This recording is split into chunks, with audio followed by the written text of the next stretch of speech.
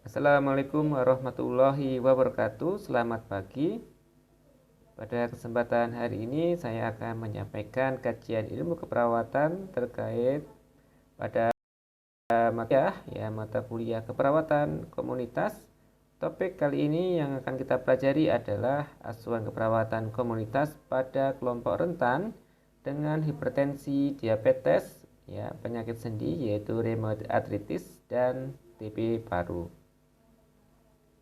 Tujuan pembelajaran kali ini adalah mahasiswa mampu memahami perawatan pada kelompok rentan dengan penyakit tidak menular yaitu hipertensi, diabetes, dan rheumatoid arthritis, dan Anda mampu memahami perawatan pada kelompok rentan dengan penyakit menular yaitu TBC.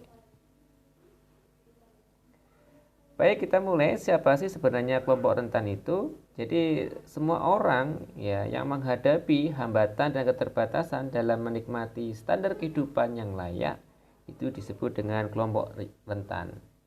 Nah, siapa kelompok rentan itu? Itu bisa orang lanjut usia, anak-anak, fakir miskin, wanita hamil, dan penyandang cacat.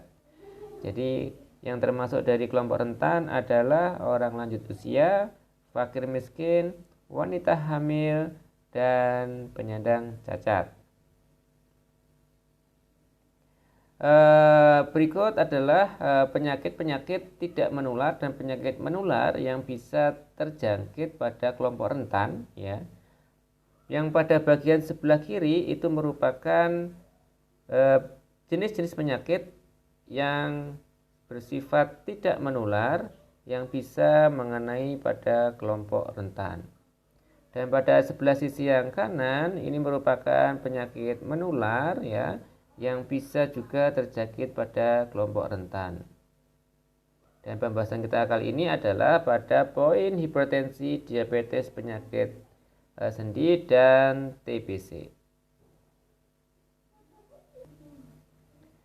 Baik, selanjutnya ini adalah insiden angka kejadian penyakit hipertensi dan diabetes Penyakit diabetes mellitus menurut Riskesdas tahun 2018 pada kelompok umur rentan yaitu anak-anak 1 sampai 4 tahun kurang lebih sekitar 73.000 188.000 ini per 1 juta penduduk Kemudian 5 kelompok umur 5 sampai 14 tahun sekitar 182.338.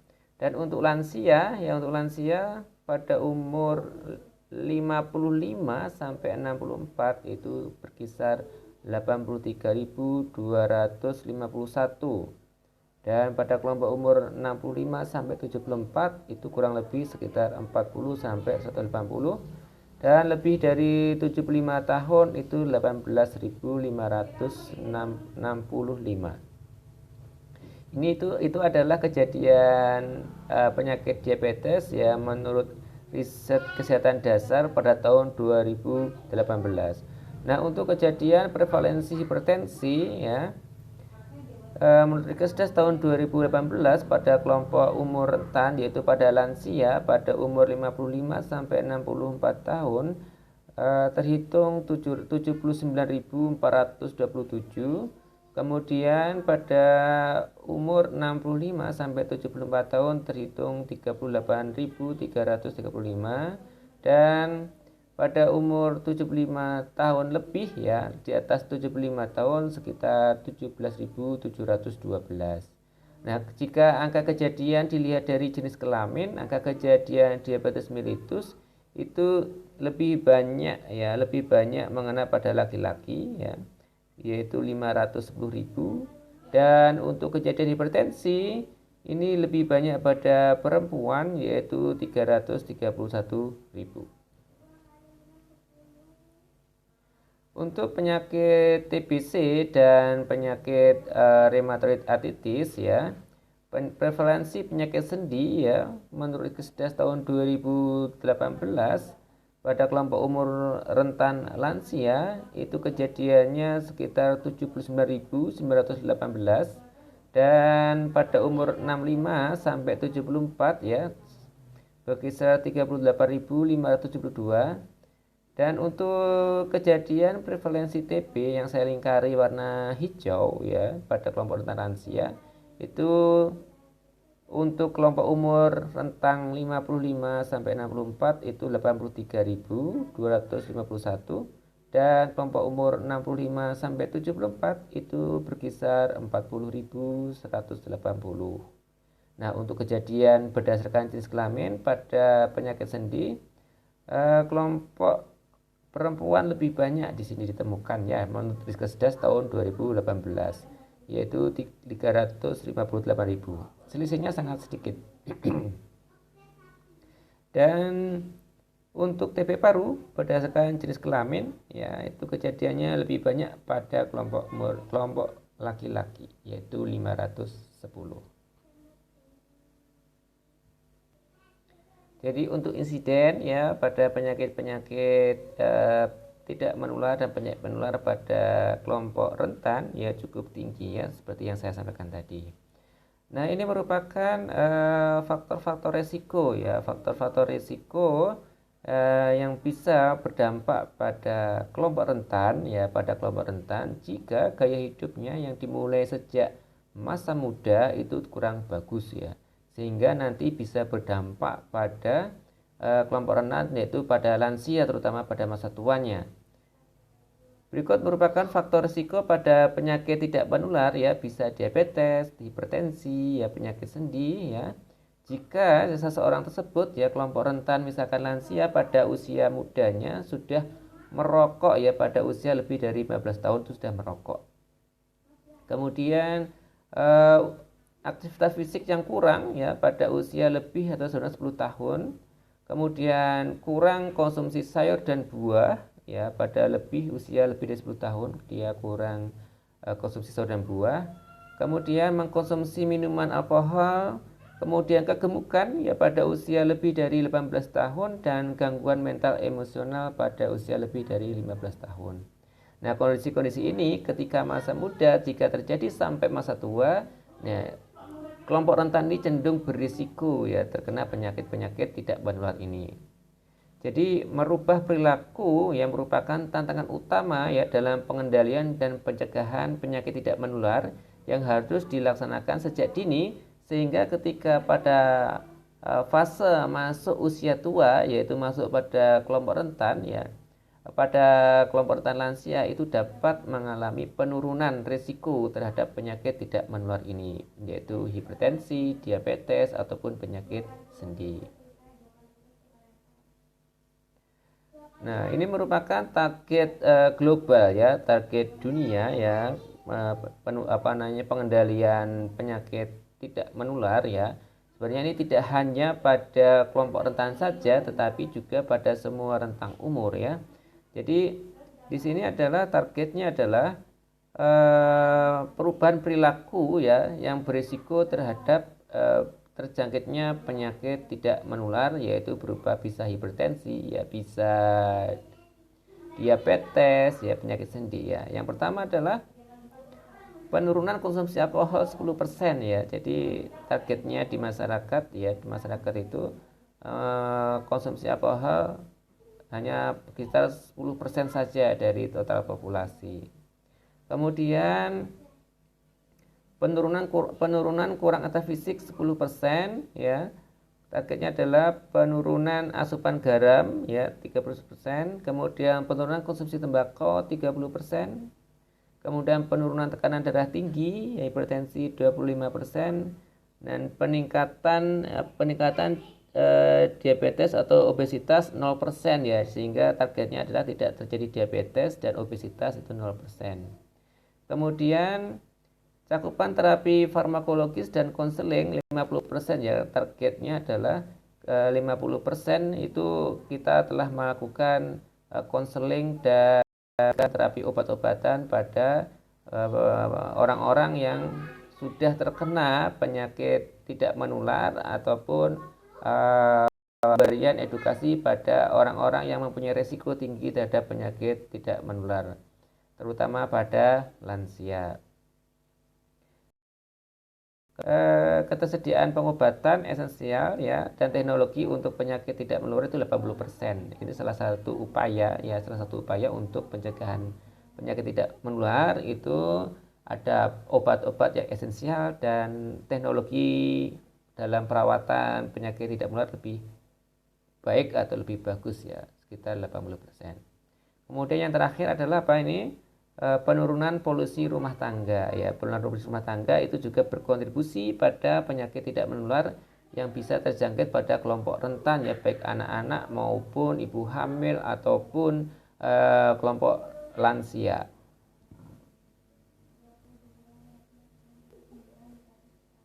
Berikut adalah 10 faktor ya resiko tertinggi ya.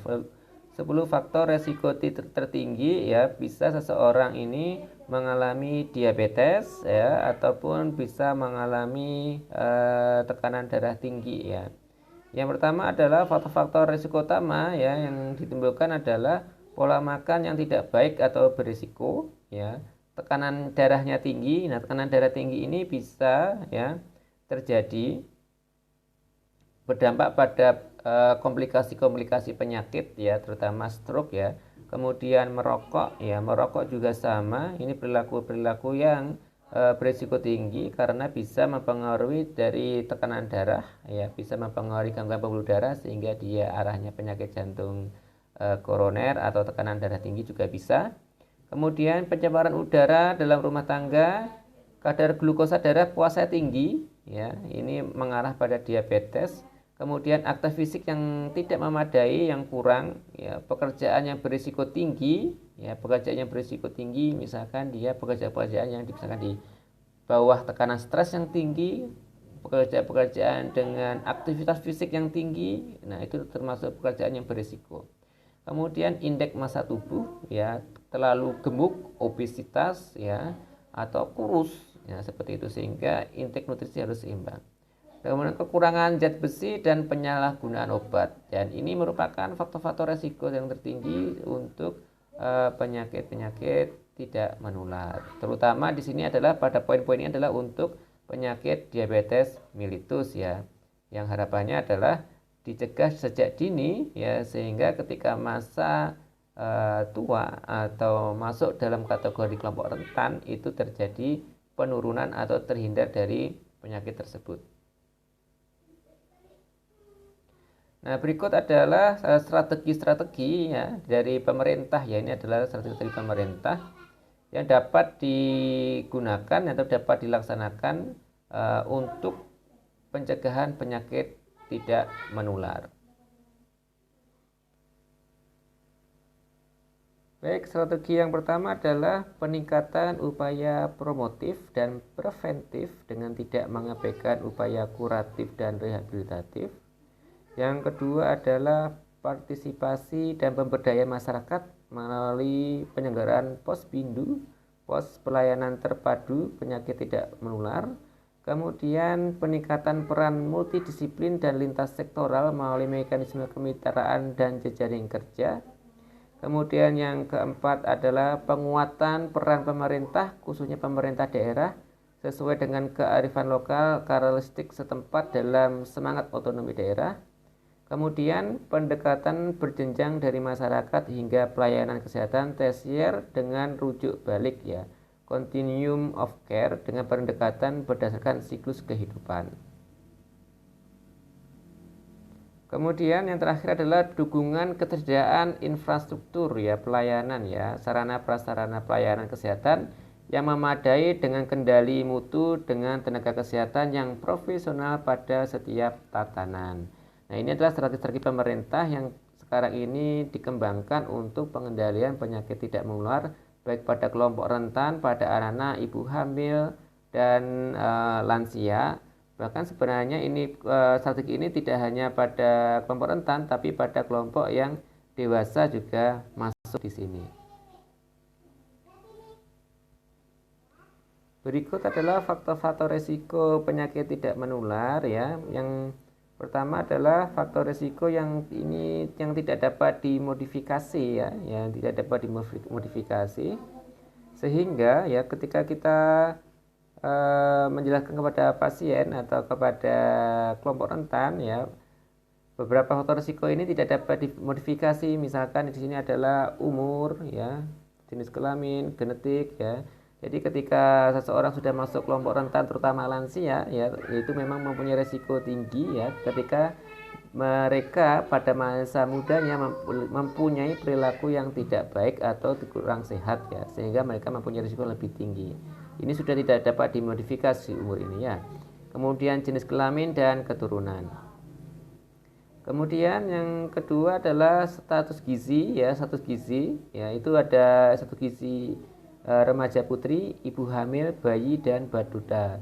Nah, di sini yang termasuk kelompok yang rentan adalah ibu hamil, bayi dan bawah 2 tahun ya. Baduta itu bayi di bawah 2 tahun ya. Balita di bawah 2 tahun. Kemudian faktor resiko perilaku di sini tadi sudah sampaikan, aktivitas yang kurang, merokok, pola makan yang tidak baik dan konsumsi alkohol, dan kondisi lingkungan sosial ekonomi ya. Ya, kondisi lingkungan misalkan polusi udara, ya perubahan iklim, ya akses air minum dan sanitasi yang kurang, perumahan yang kumuh ya, kemudian kemiskinan, pendidikan dan budaya. Ini merupakan faktor-faktor ya yang dapat berdampak pada penyakit tidak menular ya, terutama di sini diantaranya adalah hipertensi, kemudian hiperlipidelemia, ini adalah kadar kolesterol atau lipid di dalam darah yang tinggi, terjadi obesitas dan terjadi pradiabetes. Nah, sehingga dengan adanya ini maka akan timbul suatu penyakit ya, penyakitnya adalah penyakit kardiovaskuler ya, ini bisa hipertensi, penyakit jantung ya, penyakit pembuluh darah jantung, kemudian diabetes, dan penyakit paru menahun ya, atau PPOK, dan terjadi kanker. Sehingga pengendalian resiko ini ya sangat sangat ditekankan terutama pada proses promosi dan preventif sejak usia dini ya, sehingga ketika masa anak-anak, kemudian remaja, dewasa, dan tua itu dalam kondisi yang baik dan sehat. Baik, selanjutnya adalah yang kita sampaikan tadi adalah hal-hal yang berkaitan dengan perilaku-perilaku yang bisa mendukung terjadinya penyakit pada kelompok rentan, sehingga nanti kita sebagai perawat pastinya akan menegakkan diagnosa berdasarkan kondisi perilaku-perilaku yang ada di masyarakat ya. Diagnosa-diagnosa yang muncul pada diagnosa keperawatan yang berkaitan dengan komunitas ya, bisa yang pertama adalah defisit kesehatan komunitas ya, karena mungkin pengetahuan tadi perilaku merokok, konsumsi alkohol, tidak aktivitas yang baik ya, atau mungkin tidak melakukan program kegiatan yang telah disarankan ya. Karena dia ya timbul suatu penyakit, misalkan angka kejadiannya tinggi, hipertensi, diabetes tinggi. Nah, di sini terlihat adanya defisit kesehatan komunitas. Kemudian yang diagnosa yang kedua adalah defisit pengetahuan ya. Kelompok rentan yang kurang tahu tentang bagaimana cara mengatur kehidupannya terutama dalam pengelolaan kesehatan, tidak mengetahui kondisi kesehatan saat ini, tidak mengetahui kondisi penyakit yang dideritanya, ini bisa masuk pada defisit pengetahuan. Kemudian kesiapan peningkatan manajemen kesehatan ini pada individu-individu atau kelompok ya, atau masyarakat yang statusnya sudah baik dan ingin lebih meningkatkan status kesehatannya. Kemudian kesiapan peningkatan pengetahuan ini pada individu-individu atau kelompok yang sudah memiliki pengetahuan dan ingin meningkatkan kemampuan dia dalam merawat diri. Nah, yang poin 5, ketidakpatuhan ini pada individu-individu yang sudah diprogramkan tentang pelayanan kesehatan untuk menjaga kesehatannya, tetapi dia tidak mengikuti program yang disarankan, maka bisa masuk dalam ketidakpatuhan.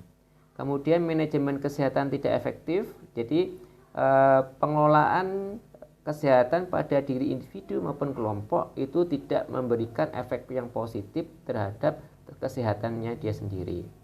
Kemudian pemeliharaan kesehatan yang tidak efektif hampir sama ya dengan manajemen, tapi perbedaannya adalah dia perawatan kehidupan sehari-harinya yang kurang bagus sehingga tidak mencapai status kesehatan.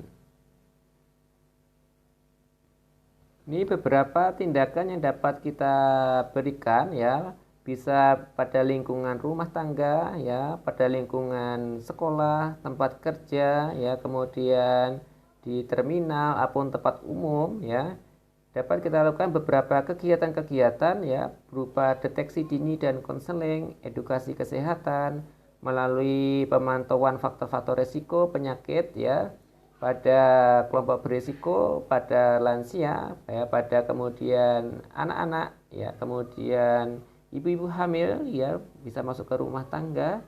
Nah, kita lakukan pertama adalah monitoring, ya, monitoring perilaku masyarakat terhadap kebiasaan merokok, ya, kemudian makanan buah dan sayur, aktivitas fisik, ya, kemudian konsumsi alkohol dan riwayat penyakit keluarga. Ya, kita kaji apakah di dalam kelompok masyarakat tersebut mayoritas melakukan merokok ya, atau mengkonsumsi rokok, makan makanan buah sayur yang sedikit ya, kemudian aktivitasnya juga menurun. Kita kaji di kelompok masyarakat tersebut ya, bisa di rumah tangga, di kelompok sekolah ya, tempat kerja maupun di tempat-tempat umum. Kemudian kita juga lakukan monitoring ya, monitoring terhadap kejadian obesitas, kegemukan, hipertermi, hipertensi ya, tekanan darah tinggi, hiperglikemi, hiperkolesterol ya.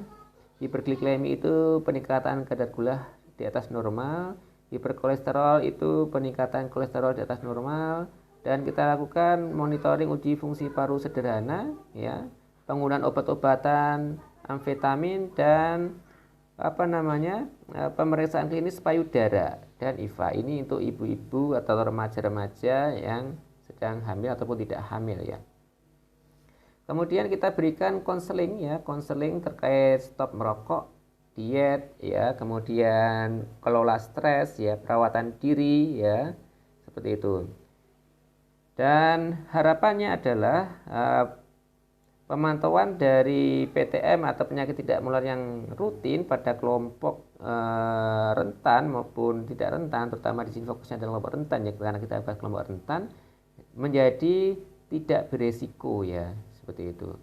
Menjadi tidak beresiko. Jadi kalau seseorang tidak beresiko berarti dia aman dan dalam kondisi yang harapannya sehat. Ketika misalkan kita pantau ya kelompok rentan, baik anak-anak, ibu hamil, dan lansia itu berisiko, maka kita akan arahkan dia ke rujuk ke fasilitas pelayanan kesehatan primer ya, bisa ke rumah sakit. Baik, ini adalah hal-hal yang dapat saya sampaikan ya terkait pengendalian ya penyakit tidak menular pada kelompok rentan yang dapat dilakukan. Selanjutnya adalah pengendalian TBC pada kelompok rentan ya, yaitu pada kelompok rentan juga bisa terkena TBC terutama pada lansia ya, ibu hamil, kemudian anak-anak itu juga mempunyai kemungkinan ya terjangkit penyakit TBC. Ini ada gambaran prevalensi ya angka kejadian TBC menurut karakteristik umur, pendidikan, dan sosial ekonomi. Umur ya memang lebih banyak di sini TBC terjangkit pada kelompok lansia ya. Anda bisa lihat kalau umur 55 sampai 64 itu 0,6 ya. Kemudian 65 sampai 74 itu 0,8 dan lebih dari 75 itu kurang lebih 0,7. Nah, dari segi pendidikan lebih banyak TBC ini mengenai pada masyarakat yang mempunyai tingkat pendidikan yang rendah ya. Di sini tidak sekolah 0,5. Kemudian sosial ekonomi ini rata-rata ya. Tidak tidak bawah tengah ya. Memang yang teratas ini sangat sedikit sekali ya terkena TBC ya. Tetapi ekonomi bawah, menengah atas itu mempunyai potensi yang sama ya terkena TBC. Ini menurut data Dirjen Pencegahan Pengendalian Penyakit Kemenkes RI tahun 2015, ini trennya penyakit TBC sampai 2017 ya. 2017 itu datanya meningkat ya 161. Dan Hasil pengobatan pasien TBC semua kasus tahun 2017 ya. Ini sembuh ya. Menurut data Dirjen Pencegahan Pengendalian Penyakit Kemenkes tahun 2018 dinyatakan sembuh itu 42%, kemudian pengobatan lengkap itu 43,1%, dan gagal pengobatan itu 0,4% ya seperti itu, dan meninggal 2,5%, dan pasien-pasien yang tidak terevaluasi ya, terobservasi, termonitoring pasien TBC itu 2,7% ya. Nah, strategi program pengendalian TBC yang pertama adalah kepatuhan dan kelangsungan pengobatan pasien ya. Jadi memang kalau pengobatan TBC harus patuh dan rutin dan berkelanjutan. Bekerja sama dengan asuransi kesehatan dalam rangka cakupan layanan semesta, pengendalian faktor resiko, promosi lingkungan dan hidup sehat, penerapan pencegahan dan pengendalian infeksi TBC, pengobatan dan pencegahan imunisasi TBC ya. Jadi kita lakukan imunisasi sejak kecil ya. Memaksimalkan penemuan TB secara dini. Jadi kalau ada teman, rekan, saudara kena TB, segera ditindaklanjuti dan diobati, segera dilaporkan ke puskesmas sehingga tidak terjadi penyebaran. Peningkatan kementerian TB melalui forum koordinasi TB, jadi kita libatkan lintas sektoral, stakeholder yang mampu atau bisa diajak kerjasama dalam pengendalian TBC. Peningkatan kemitraan forum koordinasi TB di daerah dan pusat, dan peningkatan kemandirian masyarakat ini ya dalam penanggulangan TBC. Jadi masyarakat kita ajarin bagaimana cara pengendalian TBC, misalkan ketika dia merawat ya pasien dengan TBC, hal-hal apakah yang harus dilakukan biar TBC tidak menular. Jadi kita ajari biar bisa masyarakat mandiri. Kemudian kita tingkatkan partisipasi siapa? Pasien, ya mantan pasien, keluarga dan masyarakat dalam pengendalian TBC. Mereka bisa kita ajak untuk memberikan promosi, edukasi, pengalaman-pengalaman mereka selama mereka menderita TBC.